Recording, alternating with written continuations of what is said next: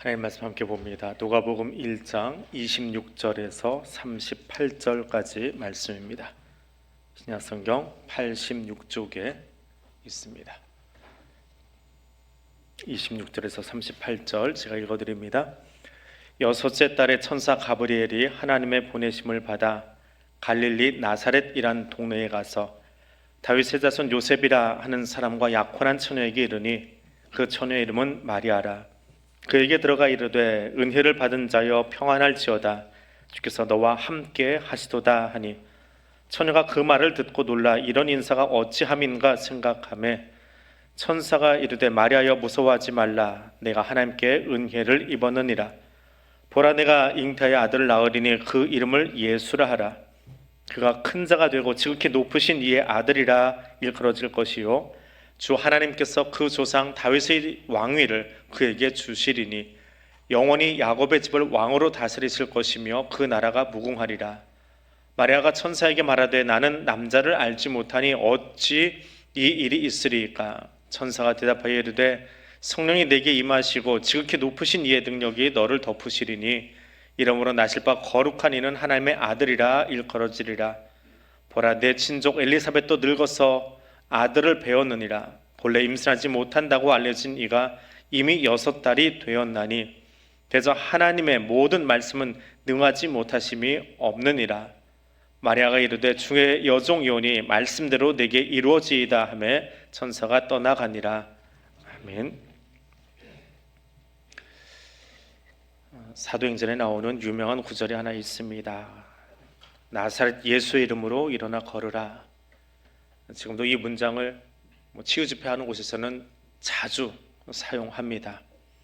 근데 나사렛이라고 하는 이 말은 천대와 멸시받는 이름이고 그런 지명이었습니다.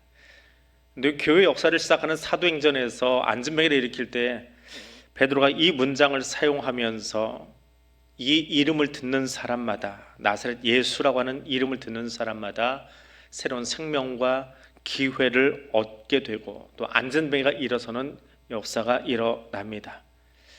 이 말에 어떤 권세가 있어서 그런 일들이 일어날까요?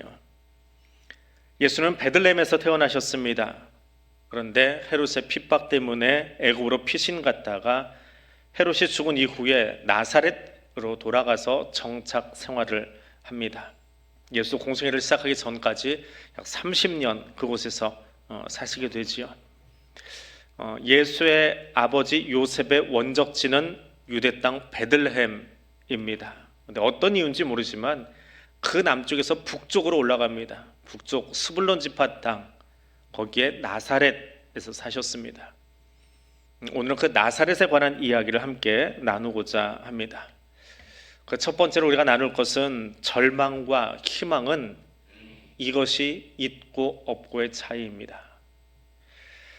나사렛은 주후 1세기 예수님이 사시던 때에 대략 인구가 한 480명 정도 되었을 것이다 라고 말합니다.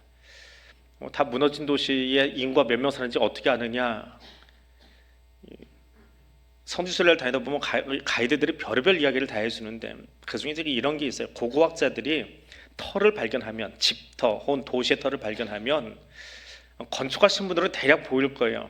건축을 해보신 분들은 보인다고 합니다. 땅에 기둥이 몇 개 있느냐, 기둥의 굵기가 어느 정도 되느냐.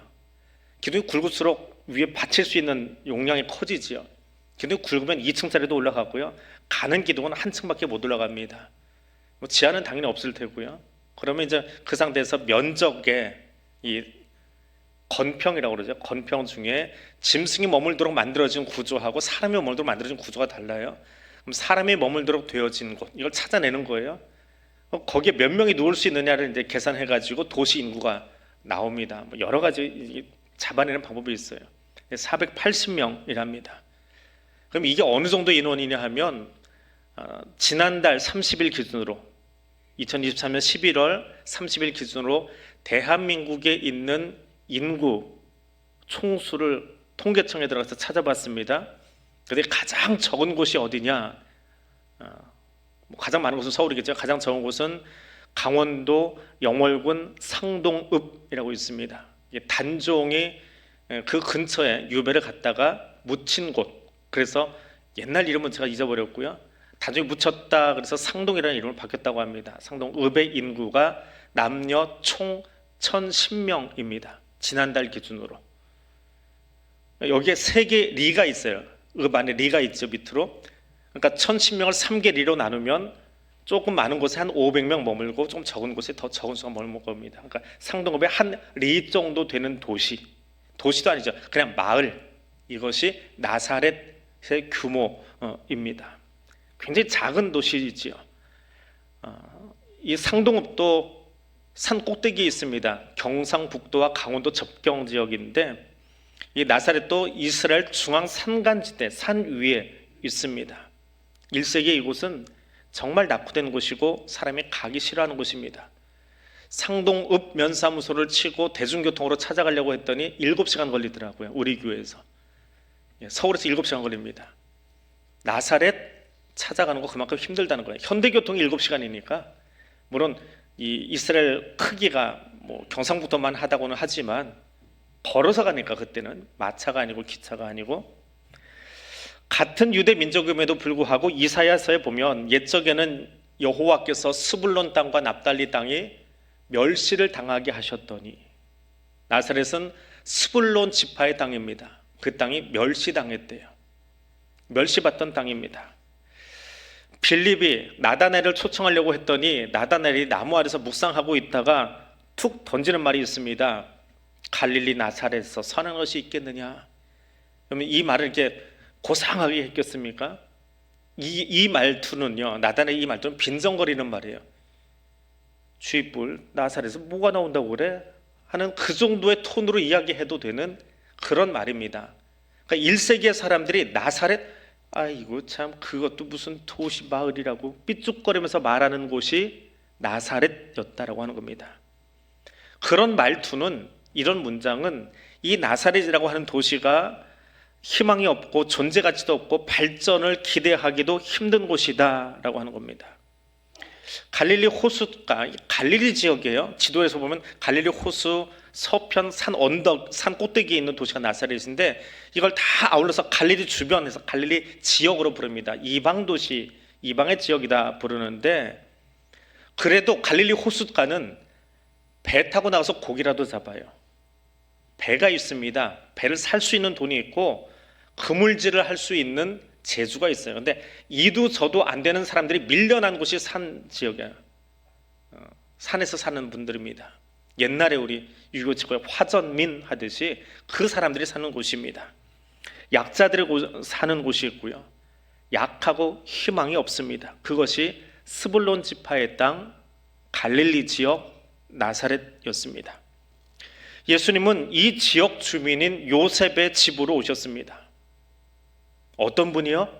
왕이신 하나님이, 온 우주를 창조하신 그 하나님이, 만군의 여호와, 모든 왕 중에 왕이신 하나님이 그 왕의 품위와는 전혀 어울리지 않는 가장 낮은 곳에 인간이 되어 오셨어요. 이것이 성탄입니다.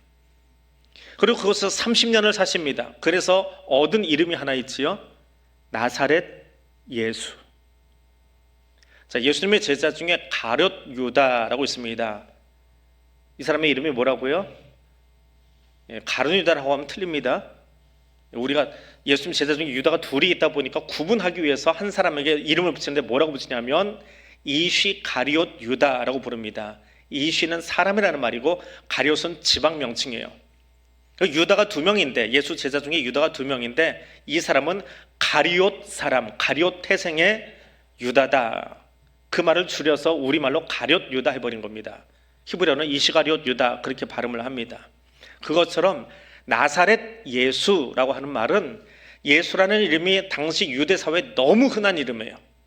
제가 학교 다닐 때 철수야 영희야가 너무 흔했던 것처럼 아주 흔한 이름이에요. 그래서 어디 사는 예수, 나사렛에 사는 예수 이렇게 해서 분리를 시키는 겁니다. 예루살렘에 오면 뭐 전국 각지에서 다 올 테니까 그걸 분리하기 위해서 나사렛 예수. 그래서 예수님은 이 땅에 오긴 오셨는데 나사렛의 예수라고 하는 이름을 얻으셨습니다. 근데 여기에 덧붙여서 또 하나 예수님을 이게 사람이 보는 시선이 있어요. 시각이 있습니다. 마태복음 13장에 가니까 예수님이 회당에서 말씀을 전하시는데, 회당에서 말씀 전하려고 앞에 섰어요. 그랬더니 주변에 있던 사람들이 이야기합니다. 저거 목수 아들 아니야? 라고 이야기하는 거예요.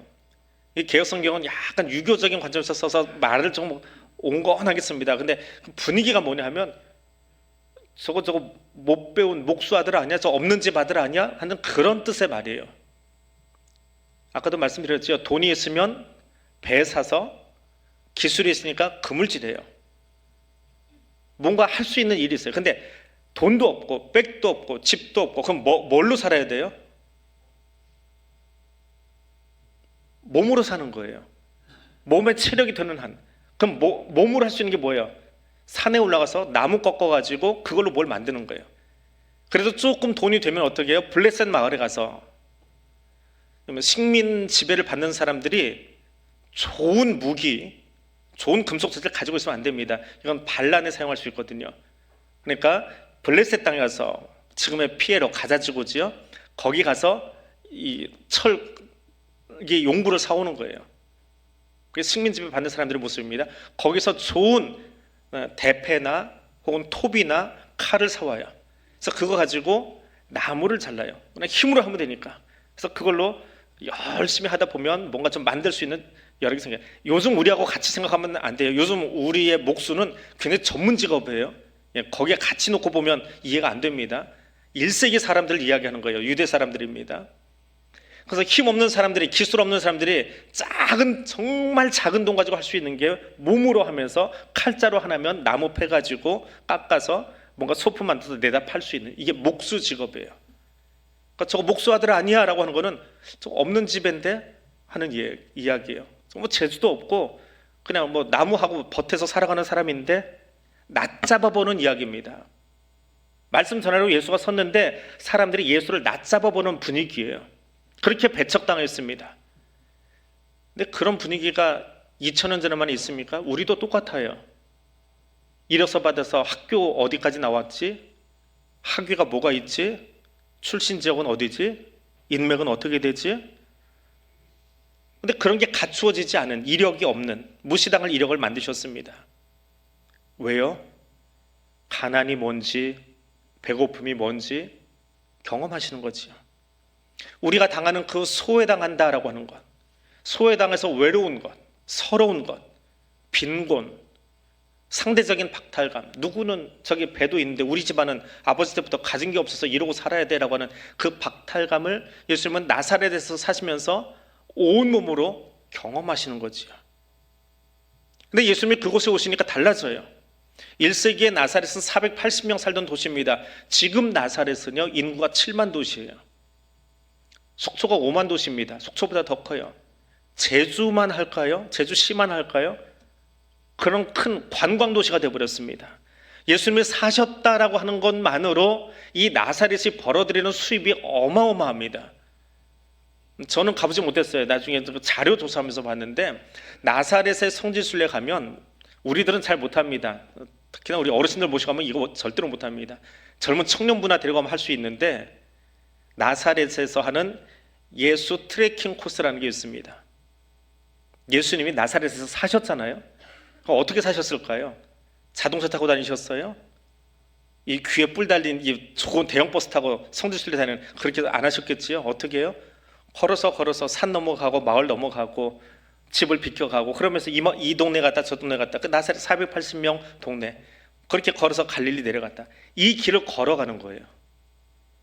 이게 40km, 20몇 킬로가 된대요. 이걸 하루 사이에 걸어갑니다. 그 트레킹 코스가 있어요. 왜 그 길 걸어가요? 그 고달픈 길을? 어린 예수가 아마 이렇게 걸었을 거야. 여기가 옛날 길이니까 여기 걸어다니면서 살았을 거야. 그걸 경험해 보는 거예요. 그러면서 예수님의 마음을 느껴보는 거예요. 이게 배낭 여행하는 성지순례입니다. 이스라엘에서 하는. 그러니까 젊은이들은 할 수 있지만 어르신들이 다니기 굉장히 부담스러운, 그러니까 성지순례도 참 여러 종류가 있더라고요. 저도 그 자료 보고 좀 특이하다, 한 번쯤은 조금 젊을 때는 해볼 수 있겠다, 더 무릎 아프기 전에, 뭐 그런 생각을 좀 해보게 됐습니다. 예수님이 오시니까요, 그 천대받던 땅이, 멸시받던 땅이, 사람이 가기 싫어하던 땅이 이제는 돈 들고 쫓아가서 거기를 스스로 거론해보고 예수를 만나고 싶은 곳이 됩니다. 절망과 희망의 차이가 무엇이라고요? 절망과 희망은 예수 그리스도가 있고 없고의 차이입니다. 예수님이 오시면 단지 인구가 늘어나고 도시가 커지는 게 아닙니다. 절망은 예수가 없는 거예요. 희망은 예수가 계신 거예요. 예수 있는 곳에, 예수 함께하는 곳이 희망의 땅이고 희망의 자리임을 기억하시기 바랍니다. 두 번째로 예수가 오셨다라고 하는 것은 경쟁하기 위해서 만나지 말고 이것 하기 위해서 만나야 합니다. 나사렛에서 밀려난 사람들, 나사렛으로 밀려난 사람들, 왜 거기까지 밀려났습니까? 힘에 관심 있는 사람들, 그 사람들은 예루살렘으로 혹은 빌립보로 갑니다. 가이사랴 빌립보로. 거기 가야 분봉왕이 있고 총독이 있고 하다못해 군대로 차출돼서 소금, 월급 받을 수 있잖아요. 거기로 가면 돼요. 돈에 관심 있는 사람은 어느 도시로 가면 될까요? 여리고로 가면 돼요. 여리고가 진짜 부자 동네입니다. 지금도 여리고는 부자 동네예요. 이스라엘에서 묵는 호텔 중에 제일 좋은 호텔은 여리고에 있습니다. 아주 비싸요. 그 호텔은. 예나 지금이나 여리고는 돈 많은 도시입니다. 왜 돈이 많을까요? 예루살렘 바로 옆이거든요. 제사장들이 자기 순번이 아니면 가서 묵는 제사장 집성촌이거든요. 재정일치 사회에서 제일 돈 많은 사람은 누구예요? 고대사회? 제사장입니다. 요즘 목사들은 뭐 그렇게 돈 많이 없어요. 근데 옛날 제사장은요 정말 돈 많았어요. 그럼 돈 많은 제사장이 모여 살면 거기 누가 따라가면 돼요? 여리고에 유명한 사람 하나 있잖아요. 세리 삭개오. 돈 많은 데 쫓아가서 돈 걷어야지요. 세금 걷어야지요. 그래서 세리들이 거기 있는 거고 그 세리가 대표적으로 삭개오가 등장을 하는 겁니다. 돈에 관심 있는 사람 여리고 가서 살면 돼요. 그런데 돈도 없어요. 권력도 없어요. 힘도 없어요. 뭐 기술도 없어요. 그럼 어디로 가요? 화전민처럼 산으로 올라가는 거예요. 몸으로 버티고 사는 거예요. 옛날 제주는 한라산으로 만들어진 그런 섬입니다. 그러니까 옛날, 지금 제주 말고요. 옛날에 제주 사람들은 어디서 살았을까요? 어느 위치에서 살았을까요? 바닷가에 살면 안 돼요. 태풍이 불어서 다 쓸어가 버립니다. 조금 위쪽으로 올라가야 돼요. 그런데 너무 위로 올라가면 물을 기르러 가야 되잖아요. 상수도가 없으니까. 그래서 여러분 가보셨는지 모르겠지만 지금 제주대학 위치쯤, 제주대학의 중산간 지역쯤, 거기서부터 하루 반나절 걸어 내려와서 물 떠가지고 반나절 올라가서 그걸 밥해 먹고 살았어요. 이게 조금 있는 사람들이에요. 그나마 있는 사람들 거기다 땅 넓게 차지하고 집 짓고 삽니다. 그럼 없는 사람 어떻게 해야 돼요? 힘에 밀리고 돈에 밀려서 더 높은 데로 올라가요. 5분 능선, 6분 능선으로 올라갑니다. 없어서 올라가는 거예요. 좋아서 올라가는 거 아닙니다. 올라가면 추워요. 산소가 부족해요. 나사렛 산간 지역이에요. 왜요? 돈 없고 기술 없고 힘 없고 몸이 약하고, 그러니까 거기로 자꾸 올라가는 거예요.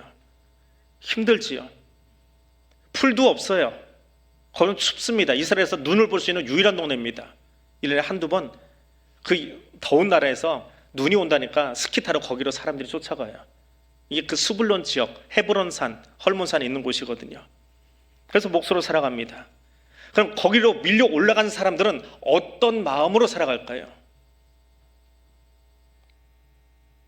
그렇게 낮은 자리에서 한번 살아보셨습니까? 월세 살아보고 집주인이 돈 올려달라고 하면 당장 우리 집에 수입은 없으니까 밀려나야 돼요. 그 집 놓고, 이 집도 아쉬운데 어쩔 수 없어요. 나와야 돼요. 제가 중학교 1학년 때까지 월세를 살았습니다. 제가 산 게 아니고 저희 아버지가 사신 거지만. 그래서 주민으로 초본을 뛰면 3장이 넘어가요. 얼마나 자주 옮겨 다니셨는지 그때 맞춰서 옮겨야 되니까요. 그러니까 짐 싸는 게 이골이 났어요. 어릴 때부터 이골이 났습니다. 부모사 때 이사 가는 거 별거 안 해요. 이미 그렇게 훈련돼가지고 이사 가는 게 당연해요. 뭐 그런 삶을 살아봤습니다. 근데 그보다 더 밑바닥으로 살면요, 사는 방식이 뭐냐면 다른 사람을 밟고 올라서든지 아니면 발표되가 죽든지 둘 중 하나입니다. 선의의 경쟁이 아니에요. 좋은 의미의 경쟁이 아닙니다. 내가 살아남기 위해서는 누군가를 밟고 일어서야 돼요. 누구를 제껴버려야 돼요. 젖혀야 돼요. 내가 저 사람 제껴놓지 않으면 어떻게 돼요? 내가 제낌을 당해요.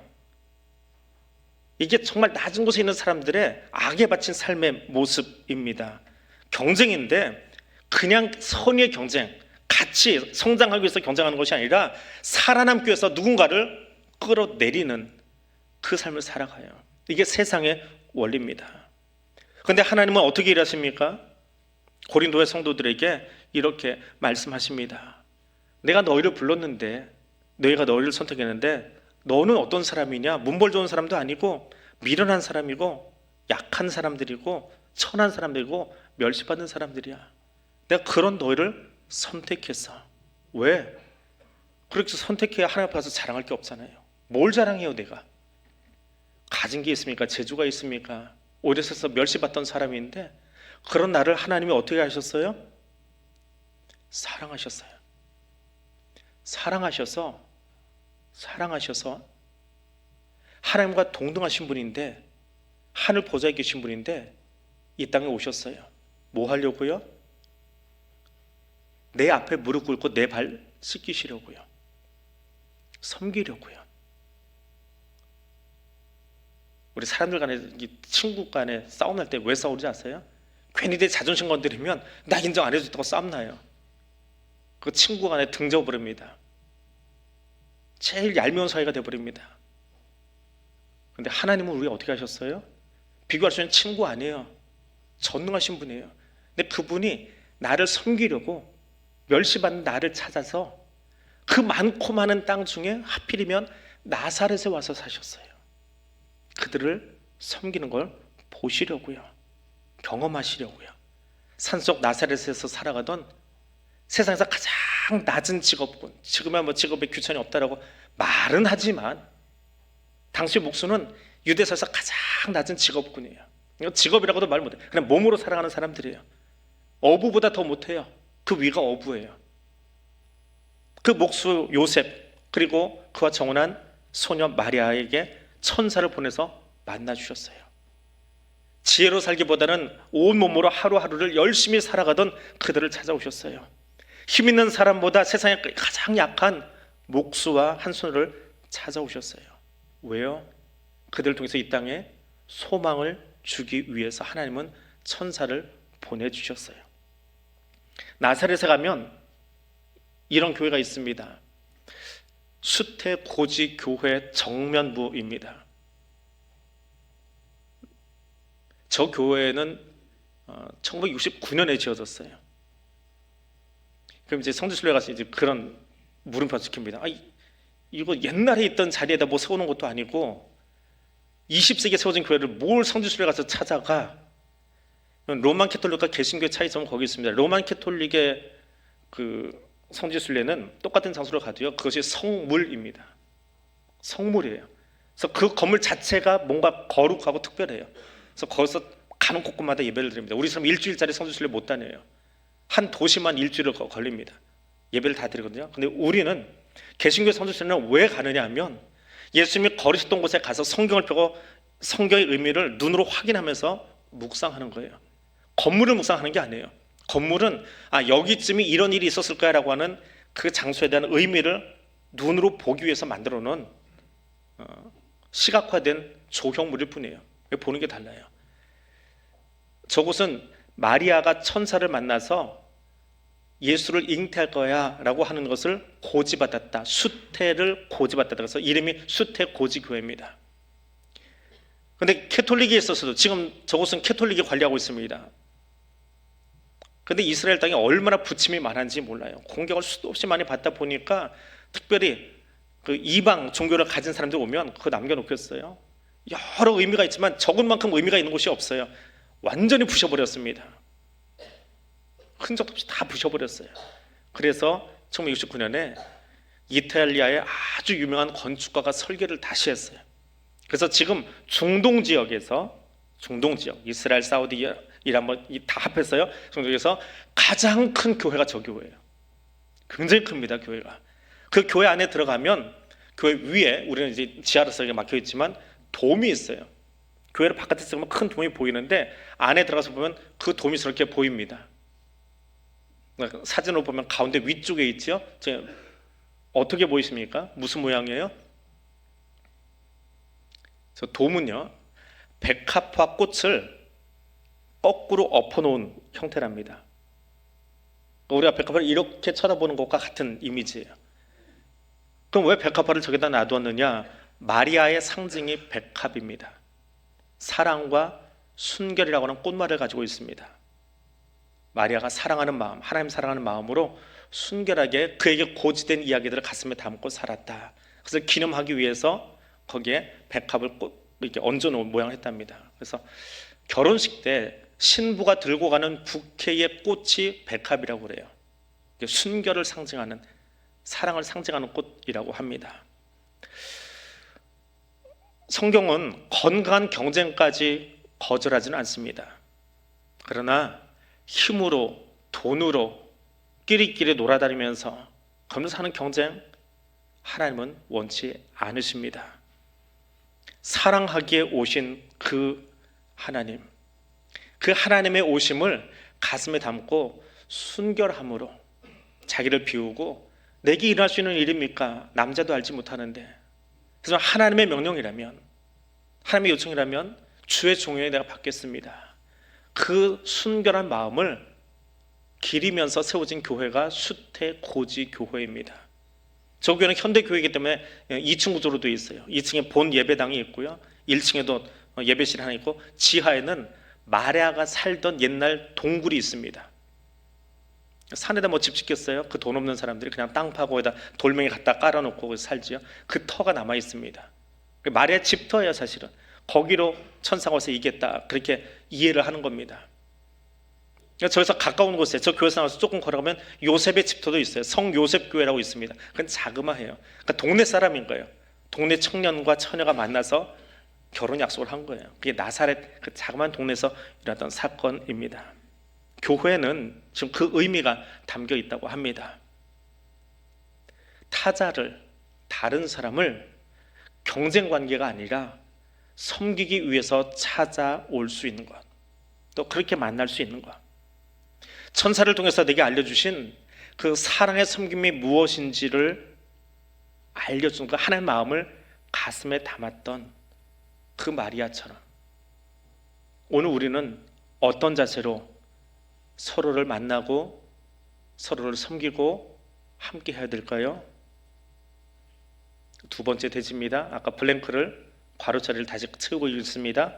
경쟁하기 위해 만나지 말고 섬기기 위해 만나야 됩니다. 이것이 성탄의 정신입니다. 우리는 경쟁하기 위해서 여기 모여있는 사람들이 아니에요. 섬기기 위해서, 하나님이 나를 섬기신 것처럼 나도 너를 섬기기 위해서, 나도 우리 동역자들을 섬기기 위해서, 이 나라를 섬기기 위해서 여기 존재하는 사람임을 기억하시기 바랍니다. 세 번째로, 나사렛 사람을 만나면 이것이 되어야 합니다. 예수님의 어린 시절은 나사렛에서 추억을 쌓고 살아갑니다. 나사렛 사람, 우리말로 하면 뭐가 돼요? 영남 사람, 호남 사람, 충청 사람, 자기가 태어나서 자란 지역 가지고 이야기하지요. 어느 지역에서 태어났느냐 살았느냐라고 하는 것은 단지 그의 본적이 어디냐라고 하는 것만 있지는 않습니다. 그 사람의 인품과 성격을 만들어 갑니다. 군대 가면 너 어디 출신이야? 라고 물어봅니다. 서울 사람은 뭐라고 불러요? 남자분들 아시지요? 서울 사람은 뺀질이, 서울 사람 뺀질이라고 불러요. 충청도 사람은 어때요? 뭐 느리다고 하지요. 또 헉하시는 분은 있는데요, 제가 저희 장모님을 보면, 장모님이 충청도 분이에요. 저희 집은 사방팔도가 다 있습니다. 집안에 경상도 분도 계시고 전라도 분도 계시고, 저희 작은 아이는 제주에서 태어나서 제주 번호를 가지고 있고요. 근데 장모님은 충청도 분이에요. 그런데 세상 어떤 사람보다 빨라요. 보통 빠른 분이 아니에요. 가만히 계시질 못해요. 바닥에 머리카락 떨어진 거 보질 못해요. 그냥 이야기하면서 쫓아다니다가 다 가지고 오세요. 얼마나, 이건 부지런이 아니라 정말 빨라요. 충청도 사람 느리다고 하는 말은 거짓말이에요. 우리 저희 장모님 보면 그건 진짜 새빨간 거짓말이에요. 예, 진짜 거짓말이에요. 근데 보통 우리는 그렇게 이야기합니다. 지역 명칭 갖다 놓으면 거기에 사람의 성격과 인품이 따라와 버려요. 나사렛도 똑같습니다. 빌립이 나다나엘에게 전도할 때 가서 보자, 예수님 가서 만나자 그랬더니 나다나엘이 그러잖아요. 뭐 그 나사렛에서 코딱지만한 동네에서 뭐 선한 게 나와? 빈정거리잖아요. 이미 1세기 사람들에게, 유대인들에게 나사렛 하면 생각나는 게 있어요. 편견이 있어요. 거기다가 덕스럽지 못해요. 그 동네는. 아까 두 번째 돼지 얘기할 때 살짝 풀어드렸지요. 여러분, 경쟁하면서 사는 사람들이에요. 세상 원리 가지고 경쟁한다. 경쟁이 어떤 경쟁이에요? 밟고 일어서야 돼요. 누군가를 나쁜 말로 죽이고 일어나야 돼요. 그러니까 어떻게 살아요? 산에 가서 사는데 그냥 살 수 없잖아요. 잡초라도 베고 하려면 낫이 있든지 나무 베는 칼이 있든지 이거 저쪽 동네에 가서 사가지고 들고 다니. 여기다가 이 가슴 속에 있어요. 그래서 순간 필요하면 꺼내야 돼요. 그러니까 나사렛 출신들이 잘하는 게 뭐가 하나 있어요. 물론 베드로 같은 경우는 갈릴리 지역에 살았어도 칼을 품에 담고 다니는 열심당원이다라고 추정을 하는데, 나사렛에서 소위 대목군들이 많이 나와요. 그러니까 로마 제국 시절에 팔레스타인 나사렛 출신, 그러면 한 걸음 뒤로 물러나서 조심하고 이야기를 시작해야 돼요. 왜? 저 사람 품에 항상 칼이 있거든요. 많은 경우에 그 사람들은 혁명당원들이 많아요. 열혈당원들, 열심당원들, 뭐 그런 사람들이 많이 배출된 곳이 나사렛이에요. 이 선입관이 이미 배어있는 곳이 나사렛 사람이다 라고 하는 거예요.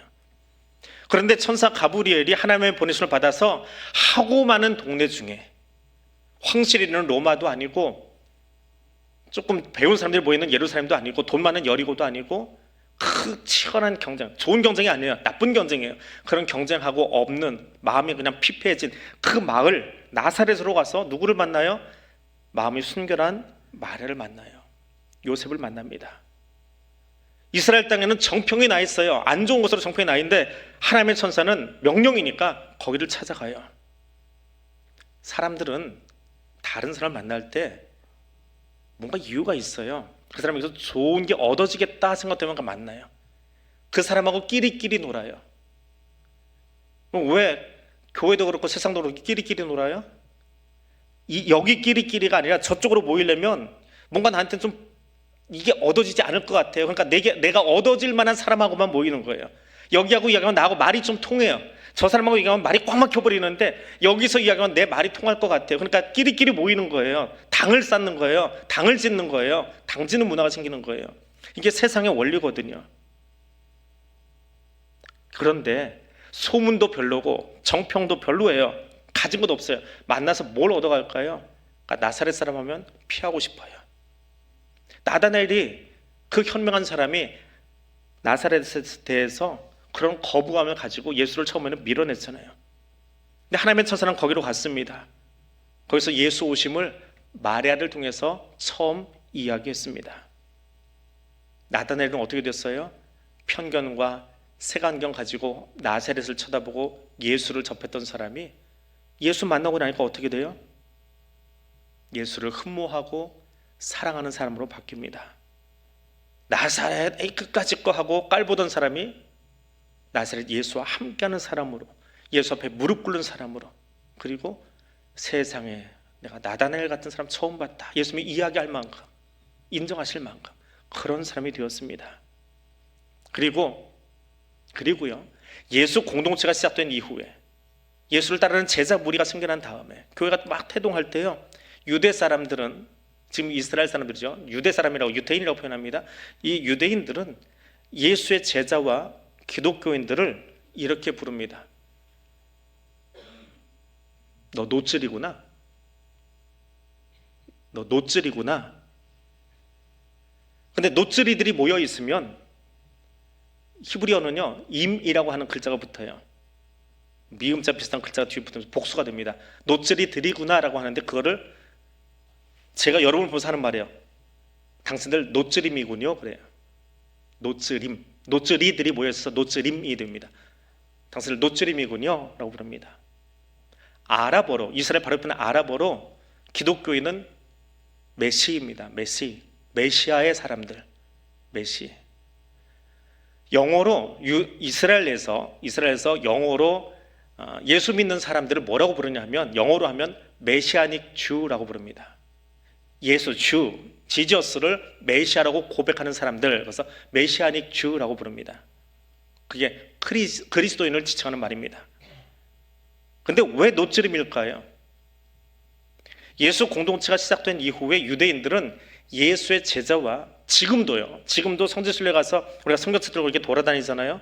장소를 묵상하려고 성경책 들고 이렇게 보고 있으면 종파마다 행동이 달라요. 캐톨릭은 거기 다 예배를 드립니다. 근데 우리는 그렇게 예배는 안 드려요. 그것을 묵상하고 성경을 보고 이렇게 기도하고 비키고, 보통 이제 한국 사람들은 다른 기독교인들은 다르게 건물을 가로막고서 단체사진 찍고 비킵니다. 그러면 유대인들이 하는 말이 있어요. 저 노찌림들 그래요. 왜요? 나사렛이라고 하는 말이 나츠라트라고 합니다. 나츠라트에 사는 사람, 그래서 노찔이에요.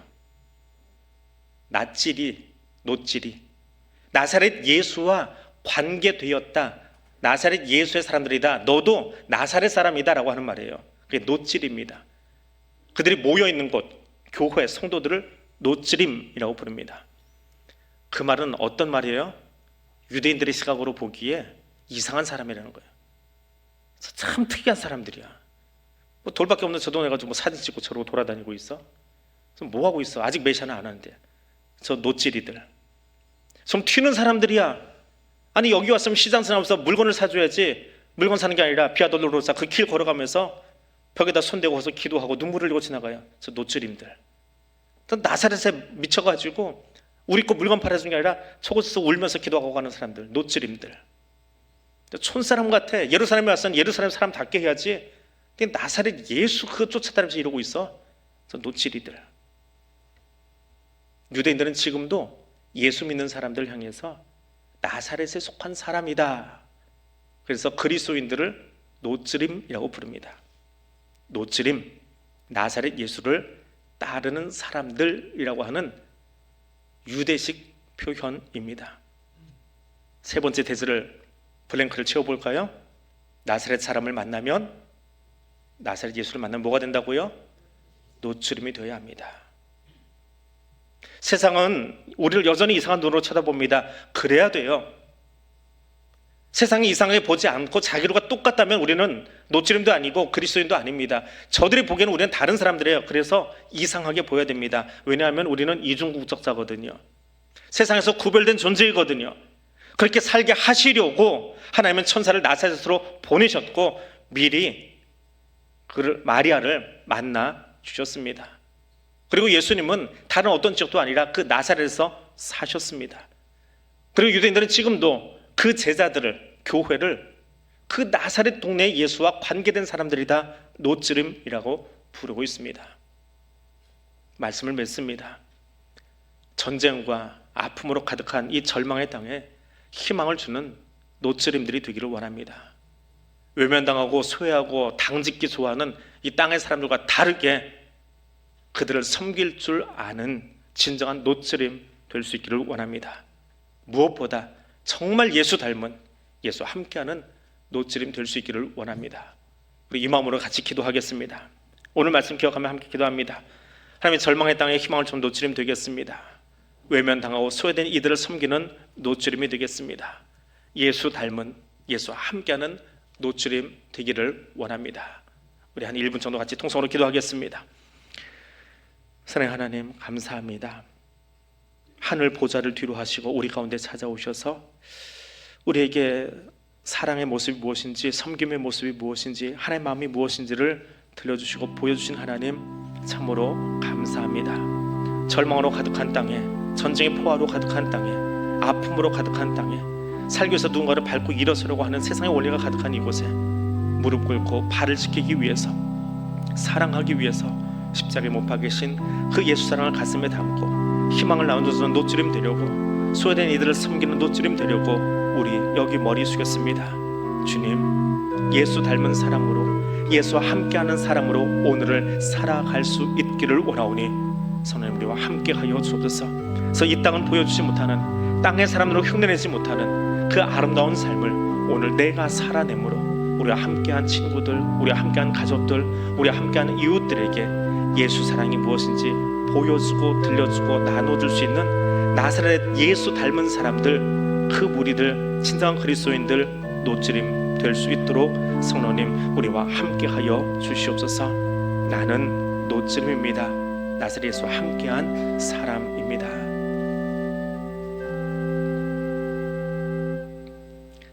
사랑의 하나님, 하나님의 사랑을 예수 그리스도를 통하여 보여주시니 감사합니다. 우리의 소망은 오직 예수밖에 없음을 고백합니다. 절망의 땅에 참 소망을 주기 원하여 우리를 찾아오신 하나님, 타자를 향하여 섬기는 삶을 살게 하시려고 본을 보여주신 예수님, 예수 따르는 제자 공동체를 노츠림으로 부른 이야기를 들었습니다. 주님, 이제 내가 그 사람 되겠습니다. 주님, 이제 내가 그런 사람으로 불리기를 원합니다. 주님, 내가 진정한 노츠림이요 그리스도인의 삶을 살도록 이끌어 주시옵소서. 예수님 이름으로 기도드립니다. 아멘.